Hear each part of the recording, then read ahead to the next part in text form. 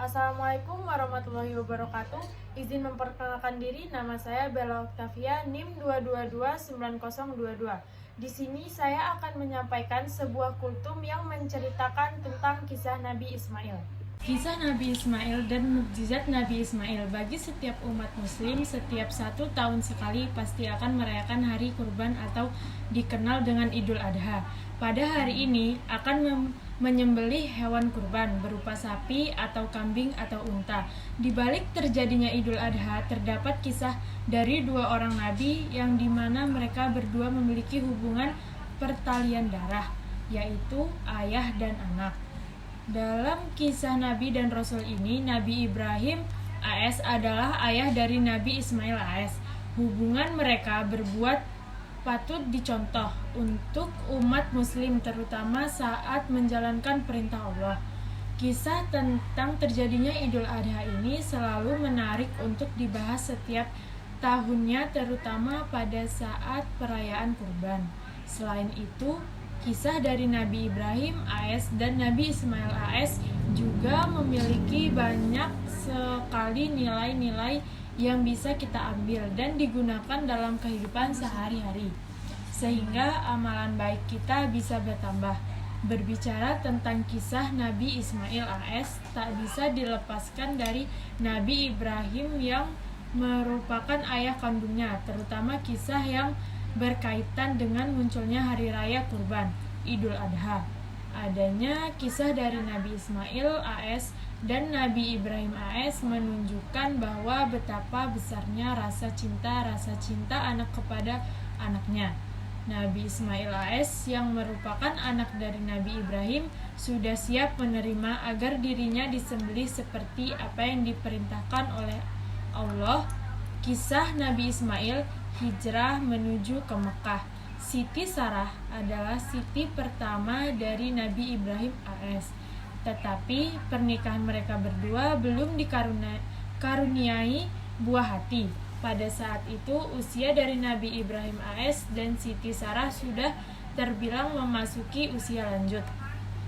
Siti Sarah yang menyadari hal itu kemudian memberikan izin kepada Nabi Ibrahim AS untuk menikah lagi bersama dengan Siti Hajar.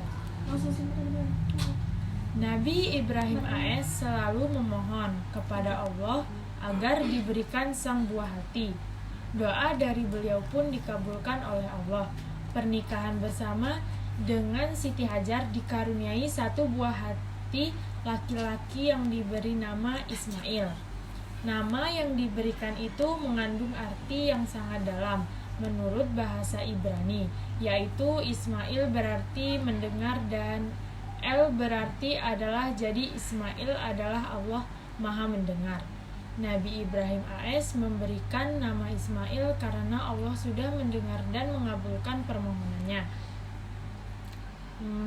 Nabi Ibrahim AS melakukan hijrah ke Mekah atas dasar perintah Allah.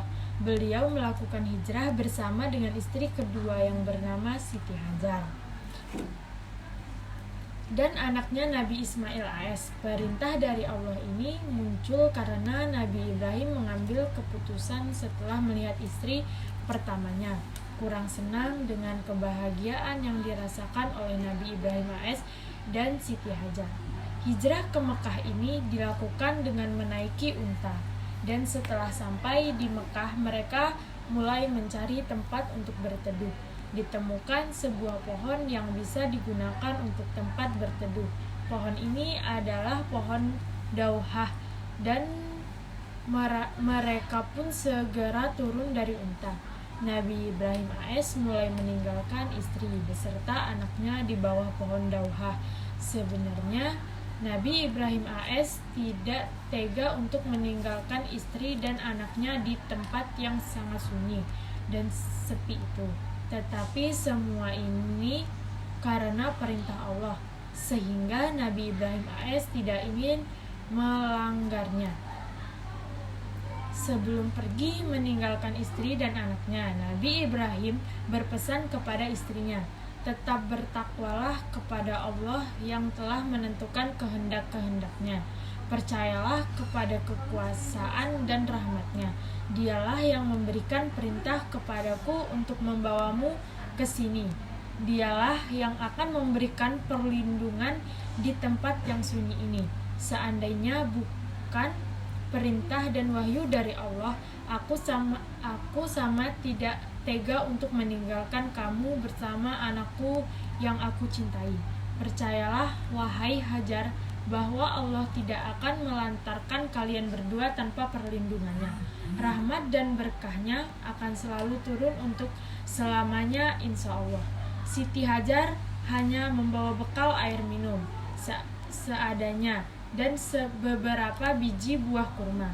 Hati Siti Hajar merasa tenang setelah mendengarkan pesan dari Nabi Ibrahim AS. Di tempat sunyi itu, Siti Hajar mulai berdoa kepada Allah agar selalu diberikan perlindungan agar mampu bertahan di tempat yang gersang dan tandus itu. Mungkin sekian yang dapat saya sampaikan, kurang lebihnya saya minta maaf. Saya akhiri. Wassalamualaikum warahmatullahi wabarakatuh.